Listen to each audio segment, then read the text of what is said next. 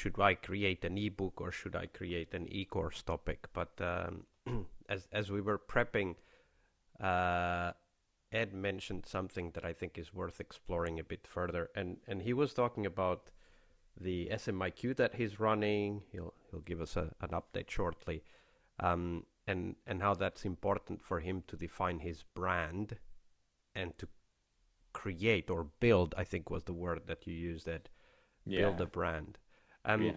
And this is one of the things that I think is the most dangerous for content creators and service businesses. Don't forget that the whole idea of branding and brand comes from advertising and marketing agencies that charge, the hundreds of thousands, whatever currency, per project. And the reason why they need that is because they need you to believe that brand has some sort of mythical influence on the world around you. And that somehow, if you define the perfect brand, the right people will find you and you will be able to charge gazillions of dollars for the services you provide. So let me just come out and say that in my experience and in my perspective, brand is a con, it's a hoax. Uh, and I want to explain this a little bit more because, of course, it is obvious for anyone paying attention that if you provide good services, you will be known for providing good services. Yeah. That if you have a good relationship with your customers, if they are happy after they transact with you, they will probably talk to their friends about you and the services that you provide. And in fact, Ed, you have talked about that, how some of your current customers were recommended to you by somebody else who had worked with you, right? Yeah. So I don't want to discount that, but that's not branding. That's being true to your promise. And Yeah. I like a lot more the words you were using last week and the week before, which was how do you make that big promise to the market?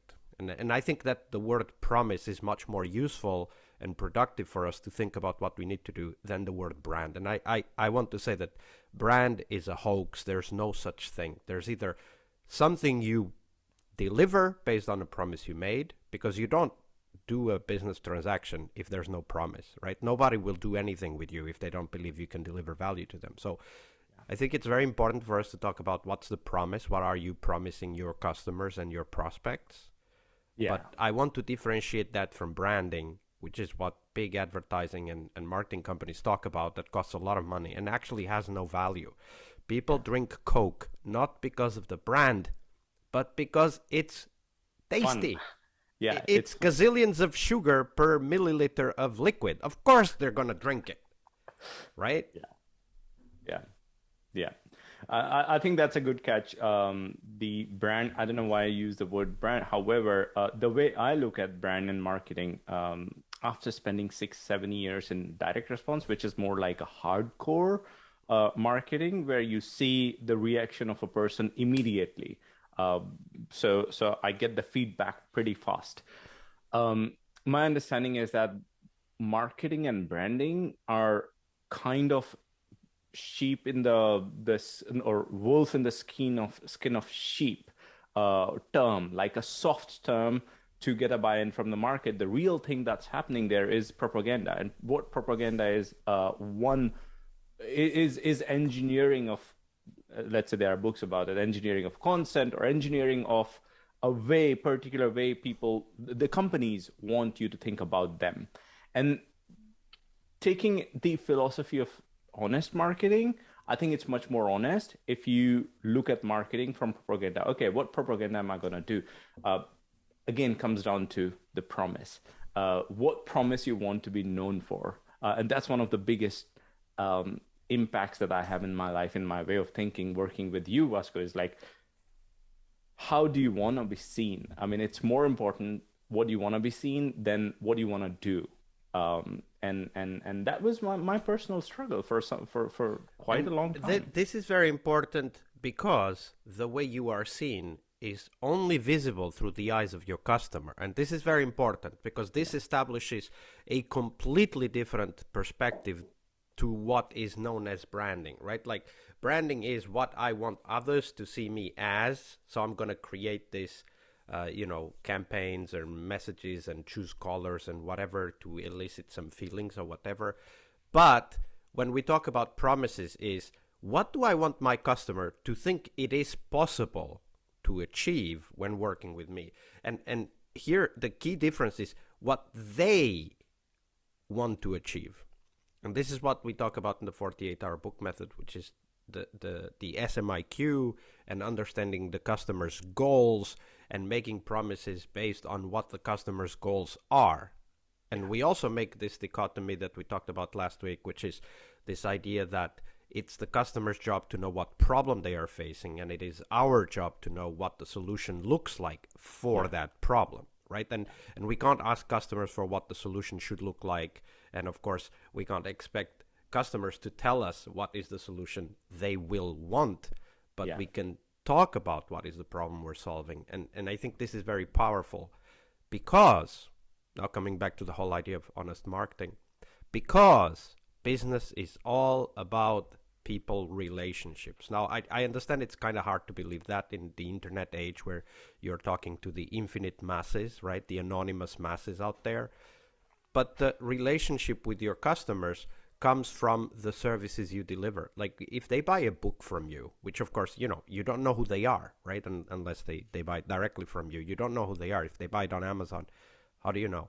But that book is a relationship with your customer. And the whole 48-hour book method process is about developing that relationship in the form of a book, right? Like the book is the medium, but what is happening is a relationship of expectation and delivery, right? This is the delivery is keeping the promise.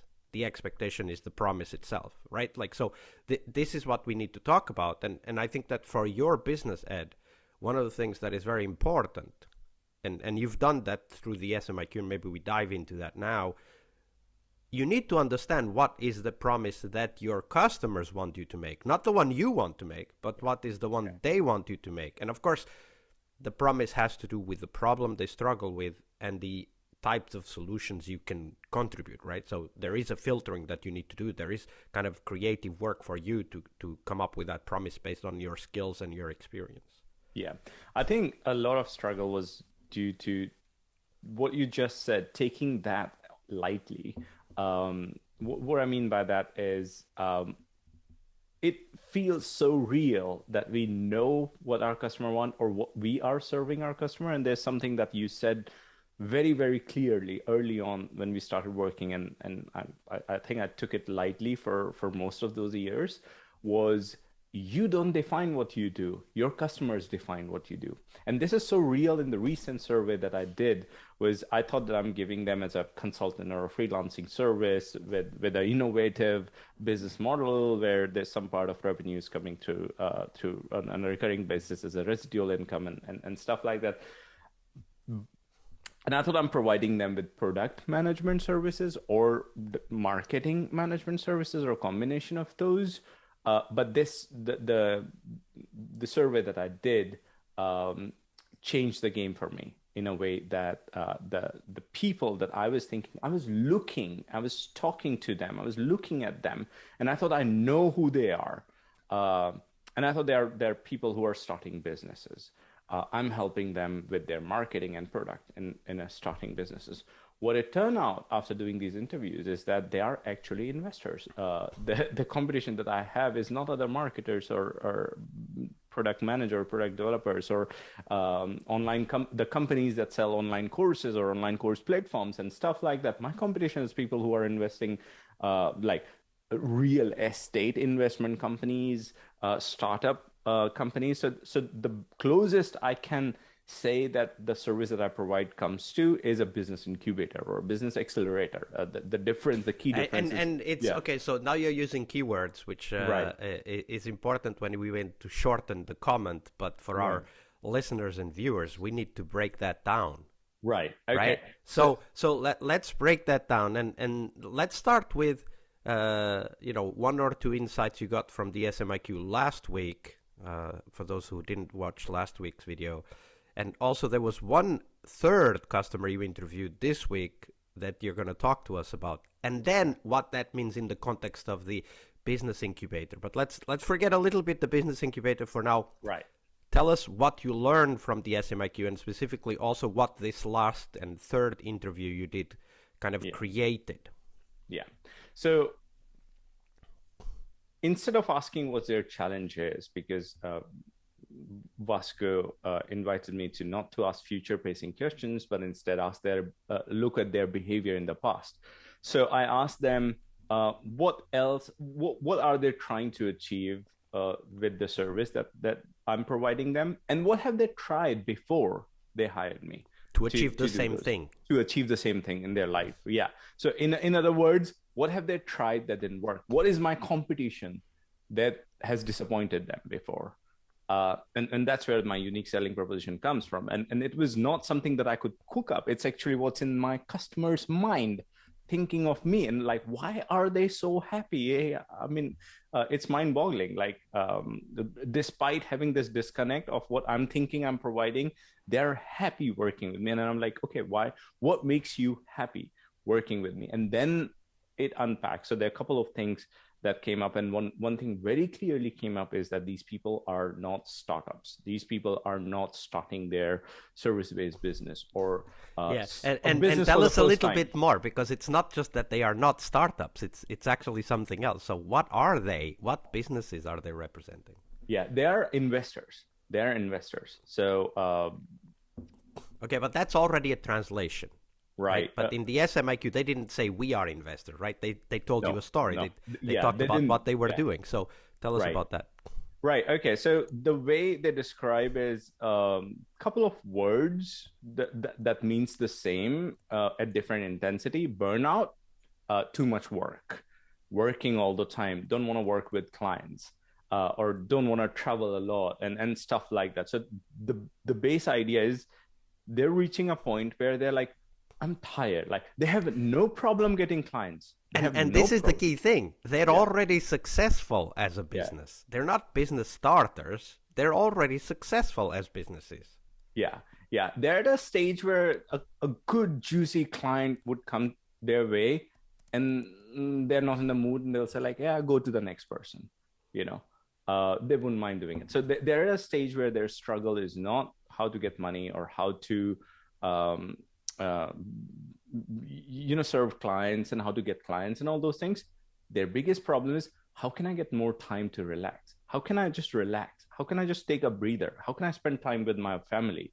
How can I secure my family's future without having to spend my time on serving clients or showing up? You know, um, Yeah, traveling, for example, traveling can be a burden, and now that the pandemic is kind of subsiding, of course, traveling will increase very quickly. yeah, yeah. My wife was telling me, and I was surprised. Probably my blindness. That travel agencies are fully like they're fully active and busy these days. I'm like, okay, that's not what I expected, but it All right, is. coming back to your customers. Yeah. So So the you understood they were already successful businesses, and then of course, why do you want to start another business like digital products? You're already making enough money. Why do you want to do that? Like, what did you yeah, learn about that? yeah. So to me, and these are my words; these are not my customers' words, but to me, it looks like they're trying to make the last startup, like something that they don't want to do it. It's not their passion to start businesses and stuff. They just want to like do, okay, if I have to do one more, I'll do one more, but that should be it. Right. So So they want to something create an asset, right? Like I think one of your exactly. customers even said that, right? Like they want to have an asset. And one of your customers mentioned IP, right? Or intellectual Right. property. So they have IP, i.e. they are experts on something, which is what we talk about in the 48-hour book method. And they want to use that expertise to create a stream of income. Yeah. Yeah. And the keyword they use, and it's a mix of keyword from three different people combined together, is recurring residual income. Now, I was hoping that I will come across the word passive income and stuff, and I was holding my horses, thanks to Wasco, holding my horses not to drip this word by myself. And it didn't come up in Yeah, they never conversation. used passive income because that's not their Nobody. language. Passive income is Yeah. a marketing language. Exactly. The closest it came to ARR, MRR. I was like, okay, what do you Annual mean and by monthly recurring annual and revenue. monthly recurring revenue? Yeah. And residual income and investments. These are the words they were using without calling themselves investors, without, I mean, labeling themselves as one of those, but their activities are pretty much like that. Now, that was, for me, is a big discovery because that was totally opposite of what I've been thinking of, like the content in my head, the content I've been preparing. I'm gonna create, let's say, the concept of world building, the customer journeys. That is a big part of 48-hour book method. I was thinking all about people. And now There's we get to this point where you started from the perspective I'm serving people who are starting new businesses, which is not wrong, but it's not their first business, right? The perspective completely shifted when you understood this is the last business they want to start, not the first business they want yeah, to start. yeah, And also that they are already successful. yeah, They're not at a loss for money, they're at a loss for time, yeah, right? And and this totally changes the promise you can make them, yeah, right? Because yeah, you don't even need to go and as many, and I think you mentioned this already in one of the past videos, you don't need to go and promise them a 7-figure income from this digital no, product line. No, no, they will be perfectly fine with a 5-figure income or a 6-figure income. That's fine because it's not their main income. It's just something that helps them to step back from the the rat race or the hamster wheel of the businesses that they already own, right? yeah, yeah. Um, so it I mean it can go in many directions, but the direction that I want to choose is more on the product and well, again, the way I'm looking at it is the challenges that these people, okay, so people who are at this stage when they want to take a step back, they are doing a startup. I'm not looking at it as a startup anymore. They are investing in building an asset. Like an asset is like a small engine, a small part of their business which works on its own. What do they need now? If I look at it this way, um, all the marketing, all the product knowledge that I've got, all the experience I've got fades away in isolation, but acts as the backdrop of providing them with a kind of a support ecosystem in which they will reduce their risk of marketing mistakes. They will reduce their risk of product creation mistakes, and knowingly or unknowingly focus on customer development because that's the fastest way to get feedback from your customers. And You know. also, it's the best way to develop a knowledge product, right? Because the customer will tell you what you need to write in the case of a book, or what you need to create in case of some other knowledge product, Yeah. because they already know what they struggle with, right? Like Yeah. the difficulty in creating a book, as we say, as we talk about in the 48-hour book method, the difficulty in creating the book is knowing what to write and understanding that there's value in what you're writing. Because if you know that what to write and you know there's value, you're Yeah. motivated. The problem Yeah. comes when you don't know what to write and you don't know even if what you could write has any value, right? Yeah. And this comes back to what my customers said in their in these interviews. Now, in their own words, they some of them are capable of doing a DIY style, like go and do it themselves, figure out things, and some of them are not. Either way, they don't want to do the work, but they want somebody to work with them or walk with them or do things for them who knows They want what the that person is Yoda to doing. their Skywalker, right? Like they Exactly. know what to create, they just don't know Exactly. how to market it, how to Yeah. package it, how to communicate it, where to find the customers, Yeah. how to get more leads. Like all of Yeah. that stuff is what you're bringing in. Exactly. So, in their words, they want to work with someone or they need help from someone who knows what that person is doing. That's it. They don't want 7 figures, 6 figures. They don't And this gurus. is exactly, Only and thing they want. this is what successful entrepreneurs usually do, right? Like they find the right person, they invest in that person because they know they're going to get the results they need from investing in people who know what they're doing. And Yeah. one of the things I was thinking is that this totally changes how you now go out and find new customers. Yeah, or the way I talk about myself, like incubator word that we deviate away from, came from this ideology. Like, okay, by putting myself using words like incubator, it's easier for me to explain. I know what I'm talking about. Like I know I can de-risk your business in this startup of online digital books and digital courses, right? So that's the ideology that's going behind Engine.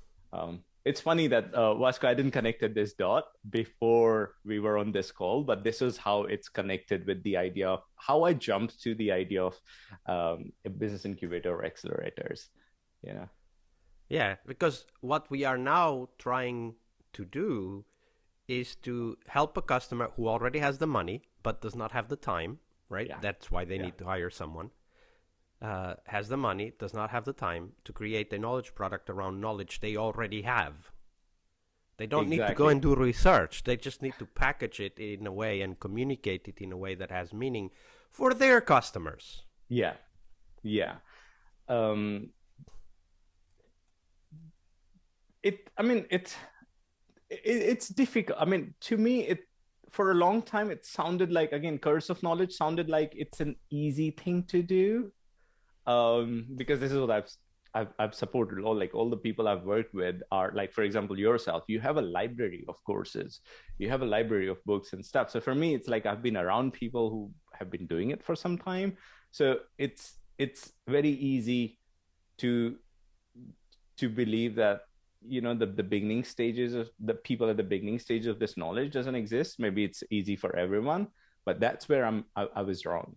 um that like people who are more successful than I am, they're literally like in their business they're more successful than I am. Well, but then when they have to venture into this new field of digital online businesses, online tools, online techniques, psychology, persuasion, blah blah blah, marketing, uh, ads, all of these is like it's a mess, and it Yeah, makes and sense. and it's a mess they don't want to understand either, Yeah, right? yeah, They're looking for someone to offload that part of the business on. Say, I'm the expert, you do the marketing and the packaging of this yeah, product, please. yeah, yeah, exactly. So this opens up this opportunity for me that I don't have to worry about starter content or starter programs or anything that I do for people who know nothing about business. These people are established, like they're well versed in business. They have good success in their business. However, I just have to navigate the waters in the tech side and the content creation, customer development, anything that ensures their product has the highest chances of success, uh, with a little bit of marketing and a little bit of product development combined And together. de-risking the whole process, which you already mentioned, but I want to highlight because of course they're going to be asking a lot of questions and be unsure of what's going to happen. But if you are able to de-risk, i.e., you don't go off and you don't need to go off and do like 3 month research on how to host an e-course. I'll take Yeah, care of that for you. yeah, yeah. And it also makes sense for me to standardize my services in a way that for 48-hour book method coaching that we developed while authoring this book, that is one of the best things we can do to any startup or any kind of new product creation process to de-risk um, its chances of failure.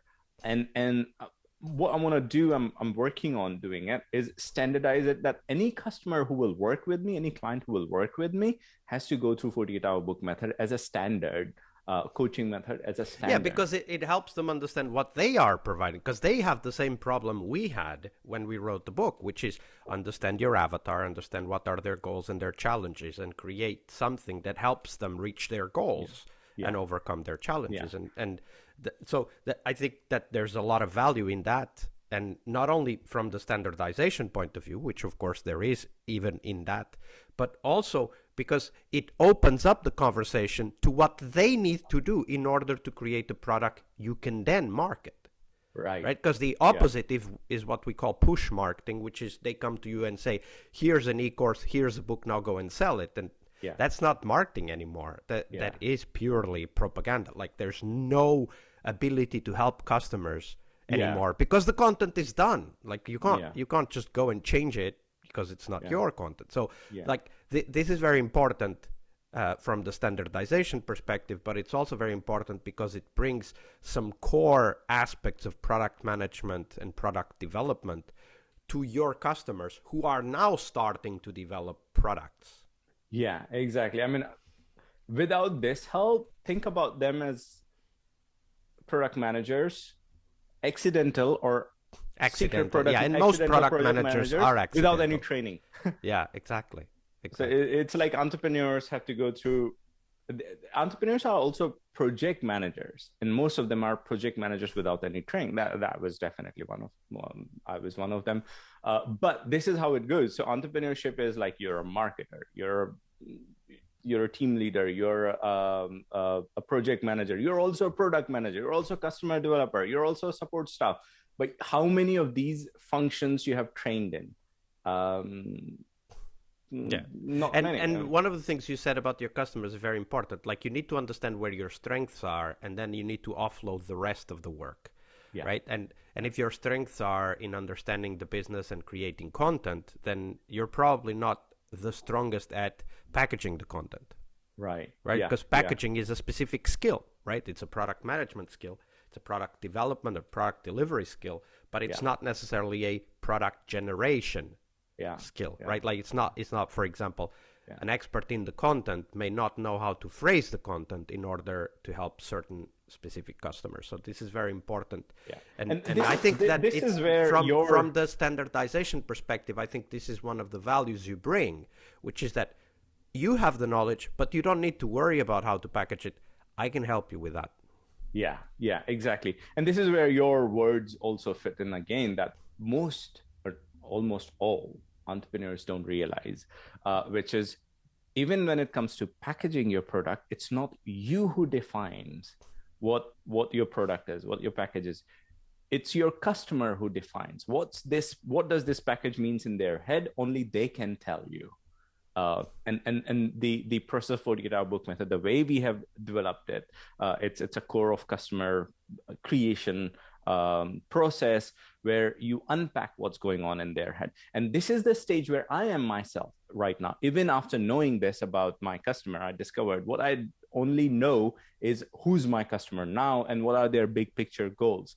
How does their problem uh, for which they hire me or for which they should hire in the future other clients hire me, I don't know yet. And for that, I have to come up with another SMIQ, which will not help. I mean, it's not designed to help me find out who's my customer. I know now. I think I have a fair good view on it now.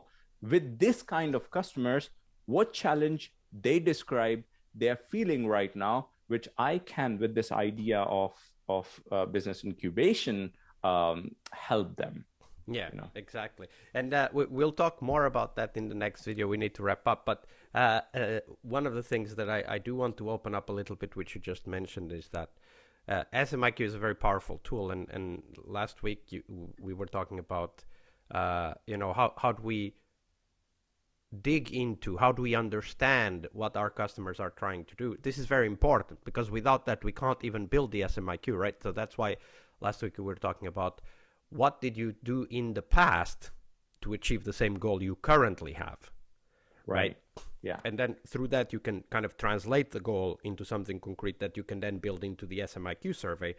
And these two steps are also very important. First, to have this dialogue, so interview face to face or over a call, and then later on with the mass SMIQ, so something you can send to 20, 100, 500 people and collect information from, and then from then on build the empathy map and so on. Yeah. Yeah. I mean, I'm tending to call it this process world building. It's inspired by science fiction authors and video games, but in short, the customer journey, plotting the customer journey based on the obstacles and problems and struggles they are having in their life, that's the starting point of any world building. And when you look at it on a bigger picture, marketing or sales in itself is pretty irrelevant in the big picture scene because you're taking your customer from point A to point B and beyond. And marketing is just like maybe one or two steps in this whole process. Some of these steps are filled by your products, some of these steps are filled by your content, free content, and stuff like that. And overall, it all becomes like a big ball of different things going on that kind of creates a space for your super fans to live in for a long time, beyond one particular problem that you're solving them immediately. All right, so we'll continue the conversation next week.